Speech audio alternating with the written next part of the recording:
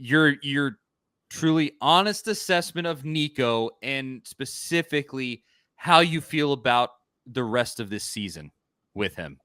All right. Well, so it was funny you asked that. So what I was doing is I was looking this stuff up real quick. I'm almost done. I got to make sure if this does or does not include certain things. Okay. Yes, it does. All right. So I'm almost done, I swear. I got to get out a handy calculator. I swear to you, it'll make sense in a second. Maybe. I hope so. This is a live show right here, folks. I don't know where. All good. We got this. We got this. Okay. All right. So, damn, it's really not as far off as I thought it was. All right. In going back to the comment earlier about how I was kind of zoned out, but then I commented on it. I said, well, it's justified because Oklahoma did it. Somebody in the comments said they wanted to replace Nico, or they were talking about Faison Brandon, who's coming in. And I was like, oh, you're so quick to want to replace Nico. And what did I say? He said Oklahoma did it. And guess what? Nico has only thrown for like 160 yards more than Jackson Darnold in the same amount of games, same touchdowns, and more interceptions. So same amount of interceptions. All I'm going with is what have we seen as a staff? And this is none of us can answer this because we're not in those meeting rooms, right? But if I'm on that staff, my question is, what have we seen that says this is my guy, do or die till the end, no matter what? Because if another team in my conference is willing to pull the trigger on a younger kid or a transfer kid or whatever the situation might be, because every school's different, and we have the same record, and there's only like 150 yards difference in passing, and we're not even averaging 2 touchdowns passing a game. Actually, we're really barely at 1.5. That's all I'm getting at. I'm not saying bench him. I want to say that. Before I give my assessment, I wanted to bring that up because that's when you were talking, I was pulling up the stats. I'm not saying bench him. I'm saying in the harsh reality of this. No, exactly. But the harsh reality of this line of business is your job is questioned every day. Like, that's just the reality. Your job is questioned every day. So that's the reason I was pulling up the stats to show. I am not sitting here saying bench him. That is not what I'm getting at. Okay. I want to preference that. But statistically, he has not been as good as any of the two before him at this moment. Yeah. I mean, this is as he is averaging, or go ahead while I'm doing this. Well, I mean, I was going to say, as I already mentioned, it's lack of imagination on my part. I literally didn't think a 14-point game was even possible. I didn't for Josh Heupel offense. Because we're only averaging 177 yards of passing a game. Ugh. Now, granted, that does count. Two games. Or Nico is, we'll say it that way. But you know what? Sure. Hey, when it comes to the end of the season awards, that's what they go by. They don't go, well, he didn't play this half. He didn't play this half, right? Yeah. I mean, he sat out. He even sat out the fourth quarter of the NC State game. But exactly. No, so that is not to his fault. That's a great team accomplishment. When that happens, that is a great team thing. All I'm trying to get at is if other teams they obviously didn't see something in Jackson Arnold. Otherwise, they don't pull him that quick. There's something that our coaching staff sees in him in a good way. Way. I guess my thing is we've got to stop, and this is for every fan base. I said this a few weeks ago about Cade Klubnik. We have to stop anointing these players, especially at quarterback, the next second coming to Jesus without ever really playing a talented opponent. Yeah. Because what I'm getting at is it's unfair judgment on them when it doesn't go said way in one game. You know what I'm saying? Well, here are the facts on the ground. With all that said, they're not going to go to Gaston Moore, so him getting pulled is not an option. And I would say they shouldn't. They shouldn't do that, because I do think his ceiling is high, personally. I mean, you've seen some of the throws that he can make, and especially some of the plays that he can make with his legs. I think some of this is the fact that he's not being used to his full potential also. I think some of it is the fact that what we've already talked about, where he's starting his career in the first 6 games, 3 of them being either neutral site or truly hostile road games. I mean, that's not the best, trial by fire. That's not the greatest way to start your career. And so he's, barring injury, he's your guy for the rest of this season, probably the rest of next season. Oh yeah. And so I'll ask again. I'll give my actual assessment. Yeah, how do you think he's going to come along from here? Florida next week. Their defense is pretty bad. They held UCF to 13 points today, but they're near the bottom of the conference in defense overall. How do you think he'll fare the rest of the year? Well, the rest of the year, I'm hoping. I don't know statistically how he'll be, because I'm not in the meeting rooms with them, like as far as how much we throw and run the ball. I do what I guess my hope and what I want to see out of him is to get more decisive in the RPO game, right? That just comes with that comes with repetition. That comes with, in practice reps, yes, help, but that comes with game reps, all right? Because in practice you do try to script it certain ways from the coach's perspective to try to get a certain look, rather than seeing how you're going to react when crap hits the fan. Right. So I hope we progress in that sense. And honestly, I really want to see him. He throws the ball fine, but you're gonna laugh when I say this. From a quarterback's perspective, the time to get into the game, and Josh Allen is this way. He's even admitted it. He needs to get his damn bell rung once, so he stops running scared. And realizing, oh, hey, I'm not gonna die. Like I'm not getting my head taken off right this second. Because honestly, how slippery he is. But if you notice, though, when he's about to get hit, it goes. He crumples up. Yep. Just run free. Now, there's a time to get out of bounds, a time to slide, and all that. Yes, but just I think he needs to have that careless mentality when he's running. Like, I'm also a big human being too.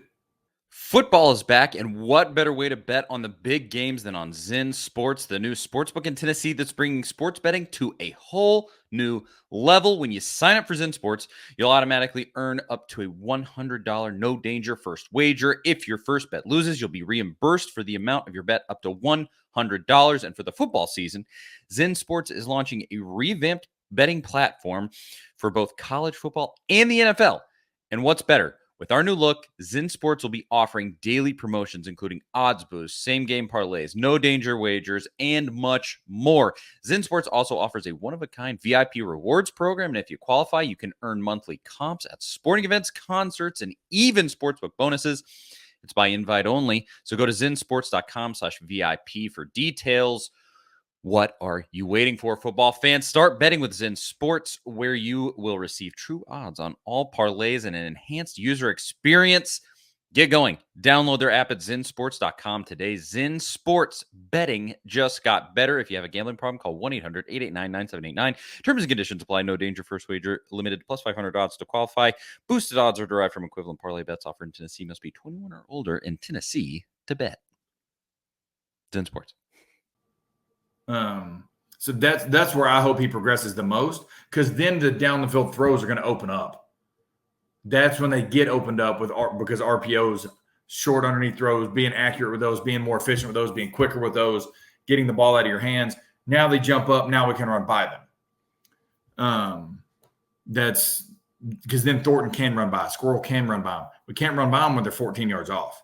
Yeah, it's just what it is. I mean, we can't. Nobody can run by somebody that is just at this level that is sitting at 14 yards deep waiting on it. Even Jalen Hyatt can't do that.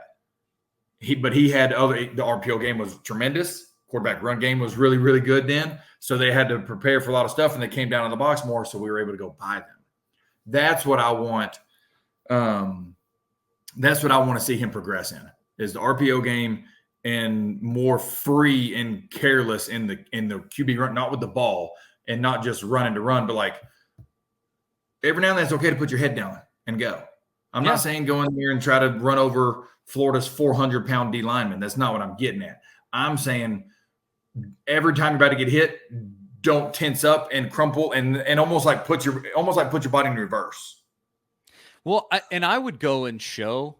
I wouldn't show much of the Butch Jones era to anybody, but I would show specifically how Josh Dobbs ran the football, because I always thought he was really smart when plays broke down, and he intelligently sought contact. Like I thought where he picked his spots, and he honestly has a decently similar build to Nico. But see, Hendon was really good at it too, and this is the same system. Yeah, he was. So That's it's true. a lot easier. It's a lot easier for your brain to process when it's the exact same system. Yeah, that's true. Yeah. But it just, I mean, in like this comment right here, and somebody asked me earlier, I don't know where it's at, about are we run first? I've been saying that for 4 years. We are a run first football team. 100% we are. But then where it was like it's hard to not be predictable. I'm using my words. I can't find it. Hard to not be predictable when it's run, pass. Run, you know. Yeah. And that's where we're at right now. So I'm hoping we get the passes get opened up more when some of those runs are QB runs. But in our QB runs, he's got to be willing to put his body on the line to go make a play every now and then. Not every play calls for that quarterback run. But we can't I'm serious. Like, and I've thought this before this season, watching him run, it's almost like when he's about to get hit, he tries to go in reverse before he gets hit. Mm-hmm. Like, just go. Just do it. Put your head down and go. It's all right. You know, if it's 4-on-1, obviously you're probably gonna have to make a business decision. I'm not, I get it. Yeah, I mean, you know what I mean? Yeah. You know what I mean? Yeah. Like, certain times be smart, but not every time do you put your foot in the ground and go poof, and try to backpedal away from getting hit. Yeah. Well, hopefully with these games coming up in Neyland, they can get their act together more where they're not in a hostile environment, having to deal with that whole side of things, like clean up the penalties. And as we already said, your goals are there, but if you're going to score 14 points a game, they're not. Like, period. I said it earlier for anyone that wasn't listening. I mean, my prediction for this game was 38-20 Tennessee, and Arkansas nearly hit it on the number. And Tennessee's offense blew up in a way that I literally didn't think was truly possible. Yes. So score 30 points a game, and with this defense, it seems like 30 points a game is going to win you most games with this defense. It seems like it. Yeah, I think that's a pretty fair assessment over maybe not Alabama. But I think Georgia's offense is pretty wretched. Like what 30 will win it. What's giving our defense the most problems? What did you think? Giving our defense the most problems? Well, I mean, it's always. I mean, the DBs just perpetually. Not this year. Not so far. Not the biggest problem. No. Yes, but like the biggest problem. And I'm going to come to this. Remind me to find Charles's comment. It's a great question, but I want to hear what y'all think first. There it is. A mobile quarterback. Yeah. Mm-hmm. We play a mobile quarterback. It hurts us. Our D line is made for a pocket passing quarterback, which is okay. What I'm afraid of is Florida's going to get sense of that and put that freshman in. Yeah, Lagway. That can move way better than Mertz. Yep. But if Mertz is in there, that's an advantage us. I kind of feel like Billy Napier's too stupid to do that, but we'll see. You never know. But it really – so we've got to be able to take care of what we're supposed to do against Florida, because who has a mobile quarterback? Well, good Lord, Alabama certainly Alabama's does. the very next week. That's what I'm getting at, and Yeah. that's where it hurts. But I want to talk about this comment. It was a question from Charles that we find. It says, "Can we not just run against these 3-3-5 defenses? How do we make that more successful?" A 3-3-5 defense.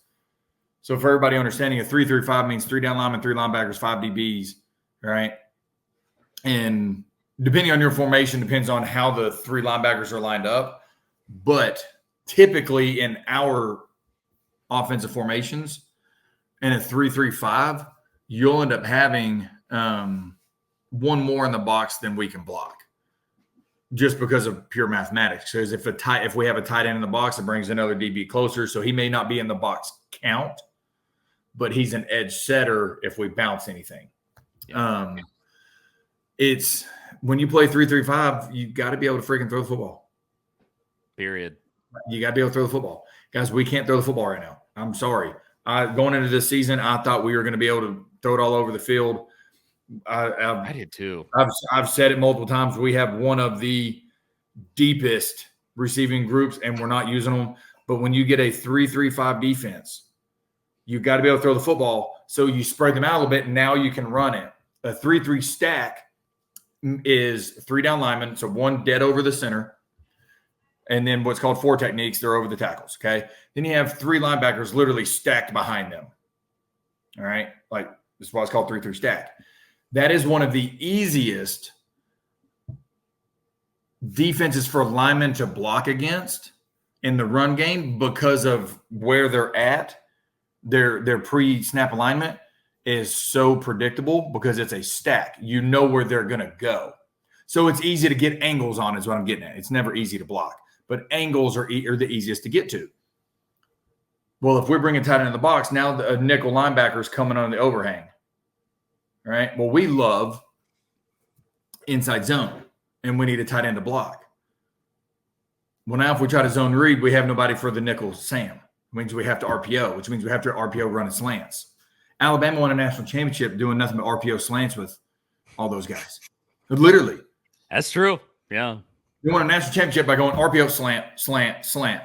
We have to be able to RPO slants when we bring a tight end into the box against a 3-3-5 defense. We're not adjusting that, guys. That is the simplest adjustment known to man in football. We're not even doing that. I don't know why. That is, I'm not in the meeting rooms. I couldn't tell you. And the comment I don't about get it. I don't either. He can deliver that. He can deliver that pass. He can. Like I said, but this is, once again, I don't get it. If I showed y'all my game plan sheet from my high school, y'all would go, "Holy crap, you're a psychopath." Yes. Like, because we have an answer for everything. We adjust in the middle of the game.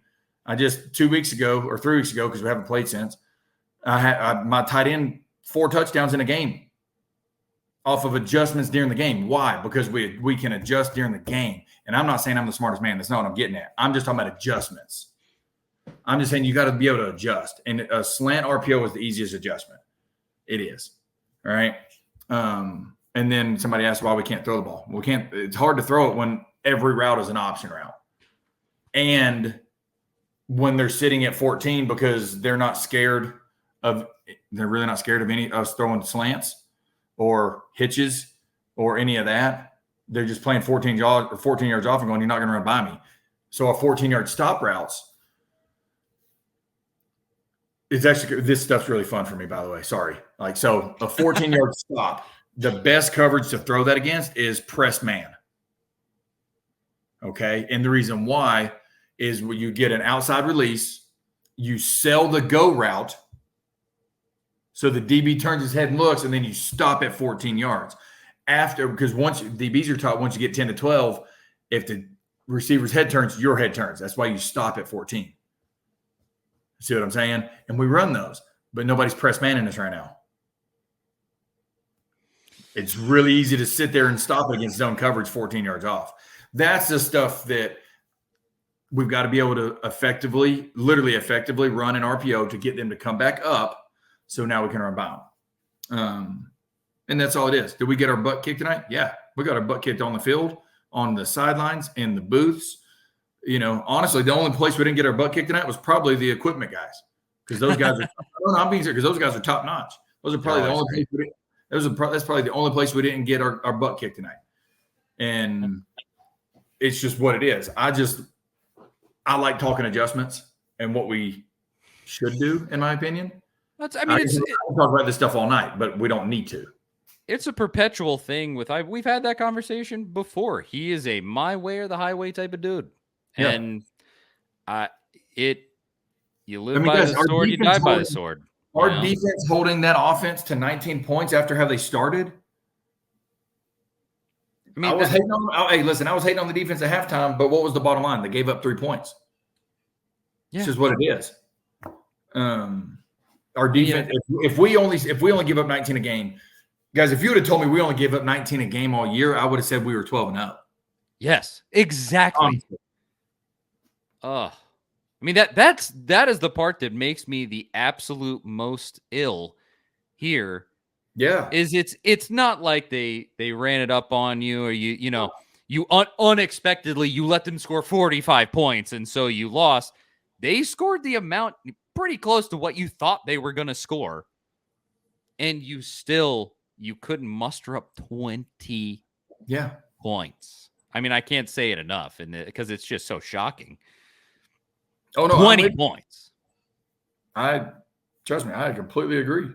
Yeah. I mean, it's just ridiculous.